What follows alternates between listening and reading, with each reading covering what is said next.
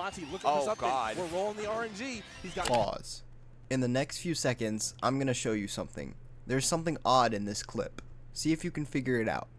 He's gotten 3 numbers that aren't 9. I've got a good feeling that the next one could be it, but we have to get there. Oh, it's a 1. Well, We got to be careful even no more one is because looking out for me. Oh my God! Oh Okay, my he God. hits the spring and it didn't even matter.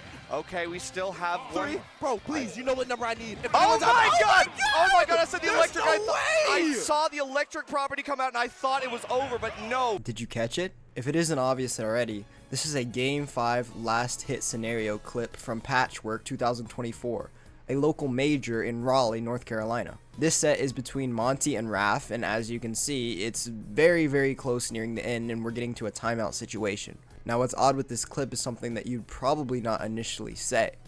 The odd thing out is that Game & Watch didn't get a 9 here.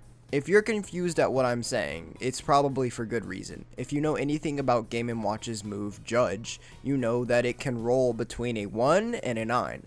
Each of these numbers do something different, and on average, you have about a 1 in 7 chance of getting a certain number. That is because of the rule that it cannot be the number that immediately came before, and if you just got a 9, it cannot be a 9 again. So in that sense, if you get a 1, the next number that you get cannot be a 1.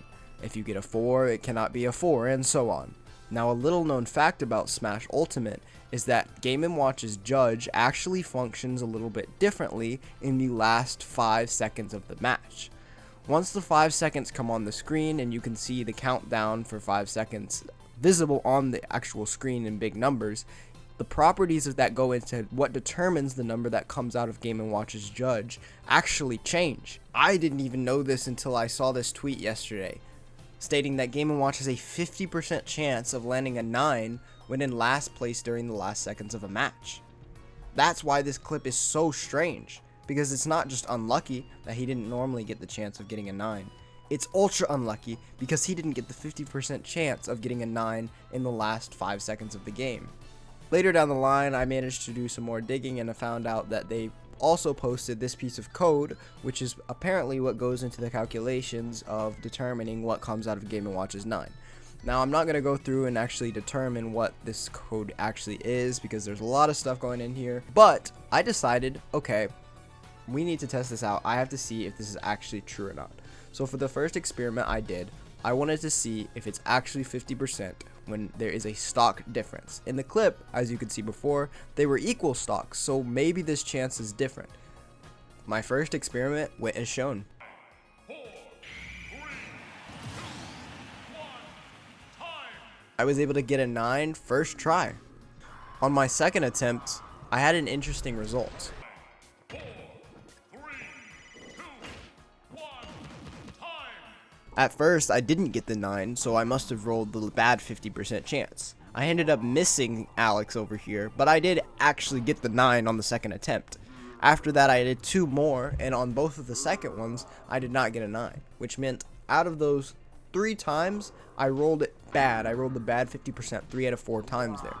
Now, this was a little concerning because those last 2 might have been more than 50%. We don't know, obviously, it's going to be hard to do that, so I decided to go in for one more attempt. 4, 3, 2, 1, time. On my last attempt, I had similar results. I did not get the 9 the first time, meaning that I rolled the bad 50%, and the second time I did get the 9. So after my extremely small sample size of experiments, I was convinced. I'm saying that this is probably real, but I wanted to dig a little bit deeper and see what the parameters for this actually are. My next experiment, I wanted to try what the rate is if we're equal stocks. Got me and the opponent to 1 stock each in the last 5 seconds, and it went as follows. 4, 3, 2, 1, time. So yeah, for equal stocks, it seems like the percentage is much less than 50, as I rolled 0 out of 4 of the good 50% chances. I got 0 9s out of 4 attempts, and obviously, like I said, this could be circumstantial evidence, so I decided to try it one more time. 4, 3, 2, 1, time. And just like that, once again, 0 out of 4 rolls, I did not get a 9. So, based on what we've done so far, the rules seem to be as follows.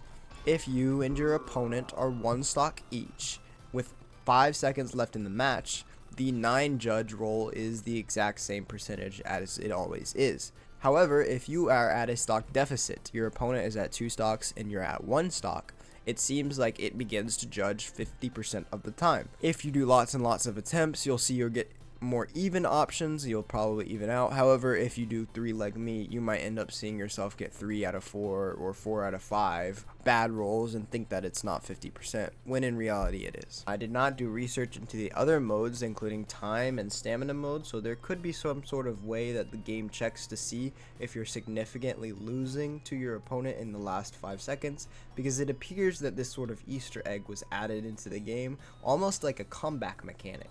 So next time you are playing your friend or whoever and you are down a stock in the last 5 seconds of a game, start spamming side B because you have a pretty good chance of actually hitting it. Then again, you could always just spam side B throughout the match and get hype clips like this.